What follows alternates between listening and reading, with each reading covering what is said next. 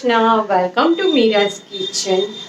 તો અત્યારે હું તમારી જોડે મકાઈમાંથી રેસીપી શેર કરું છું. અને મકાઈ અત્યારે બહુ જ મળતી હોય છે, તો અમેરિકન મકાઈમાંથી આપણે ઇન્સ્ટન્ટલી બની જતી રેસીપી અત્યારે ટ્રાય કરીશું અને બહુ જ ચટપટી બનશે. એક આપણે મકાઈની ભેળ બનાવીશું અને એક મકાઈનું ચાટ તરીકે અથવા તો મસાલા મકાઈ બનાવીશું.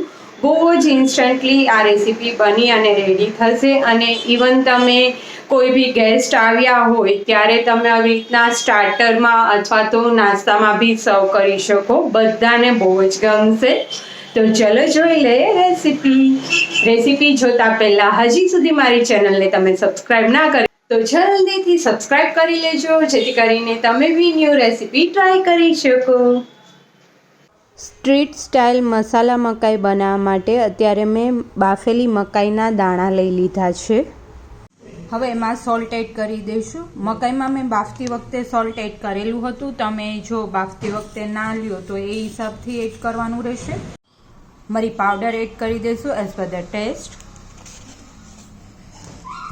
મરી પાવડરનો જ ટેસ્ટ મકાઈમાં ફાઇન આવતો હોય છે. થોડો એવો ચાટ મસાલો સ્પ્રિંકલ કરીશું. થોડું એવું લાલ મરચું પાવડર ઓપ્શનલ છે, જો તમને ગમતું હોય તો. પીંચ ઓફ એડ કર્યું છે જેનાથી ફાઇન કલર આવે. અને ફાઇનલી લીંબુનો રસ.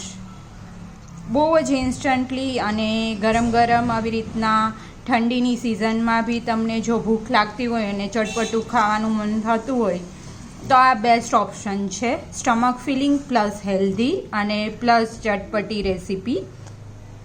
પ્રોપરલી મિક્સઅપ કરી દઈશું. તો રેડી છે મસાલા કોન,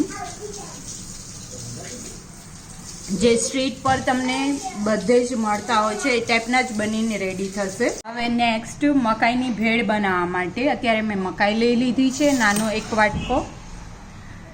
મરચું ઝીણું કટ કરેલું, દાડમના દાણા, ઝીણી કટ કરેલી કાકડી, ઝીણું કટ કરેલું ટમેટું લઈ લીધું છે, ધાણા ભાજી લઈ લીધી છે અને ઝીણી કટ કરેલી ડુંગળી લઈ લીધી છે અને લીંબુ લઈ લીધું છે હાફ. તમે ગાજર બી એડ કરી શકો. હવે એક બાઉલ લઈ લઈશું અને એમાં મકાઈના દાણા લઈ લેવાના છે.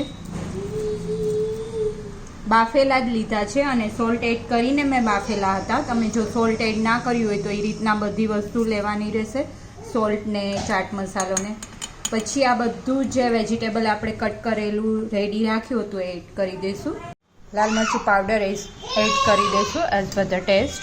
મરી પાવડર એડ કરી દઈશું હાફ ટીસ્પૂન જેટલું. સોલ્ટ એડ કરીશું. અત્યારે વેજીટેબલના હિસાબથી જ આપણે સોલ્ટ એડ કરવાનું છે, કેમ કે મકાઈ બાફતી વખતે મેં સોલ્ટ એડ કરેલું હતું. હાફ ટીસ્પૂન જેટલો ચાટ મસાલો એડ કરીશું. તમે ટમેટો કેચઅપ અથવા તો ગ્રીન ચટણી બી અવેલેબલ હોય તો તમારા ટેસ્ટ પ્રમાણે તમે એડ કરી શકો. લીંબુનો રસ એડ કરી દઈશું. આ મેઇન છે, આનાથી ફાઇન ફ્લેવર આવશે, કેમ કે કોન ઓલરેડી સ્વીટ હોય તો ખાટું મીઠું થશે તો ટેસ્ટ મસ્ત આવશે. અને જો તમે ટમેટો કેચઅપ એડ કરતા હોય તો એ રીતના લીંબુનો રસ એડ કરવાનો. અત્યારે મેં ટમેટો કેચઅપ એડ નથી કરવાની તો હાફ લીંબુનો રસ એડ કરી દીધો.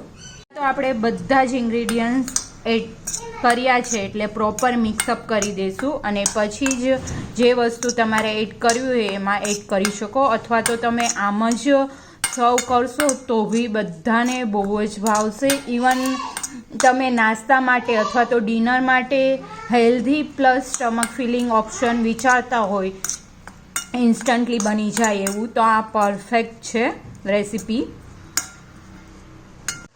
અત્યારે હું થોડા એવા મમરાનો ચેવડો એડ કરું છું. તમે આની જગ્યાએ મખાના અથવા તો રોસ્ટેડ ચણા બી લઈ શકો. થોડું એવું મિક્સ ખાટું મીઠું ચવાણું અને આલુ ભુજિયા એડ કરું છું. આલુ ભુજિયા સેવ જે બજારમાં ઇઝીલી તમને મળી જશે, અથવા તો તમે હોમમેડ બનાવતા હોય તો એ એડ કરી શકો. બધું જ પ્રોપરલી મિક્સઅપ કરી અને રેડી છે આપણી ચટપટી મકાઈની ભેળ, જે બહુ જ ઇન્સ્ટન્ટલી બની જશે. તમારા ઘરે જે ઇન્ગ્રીડિયન્ટ્સ હશે એમાંથી જ ઇઝીલી બનાવી શકશો. અને યક્ષને તો જોઈને જ અત્યારે મન થઈ ગયું છે ટેસ્ટ કરવાનું. તો આપ બી આ રેસીપી ટ્રાય કરજો અને કમેન્ટ કરી અને જણાવજો તમને મારી રેસીપી કેવી લાગી. તો ફરી મળીએ નવી રેસીપી સાથે. જય શ્રી કૃષ્ણ.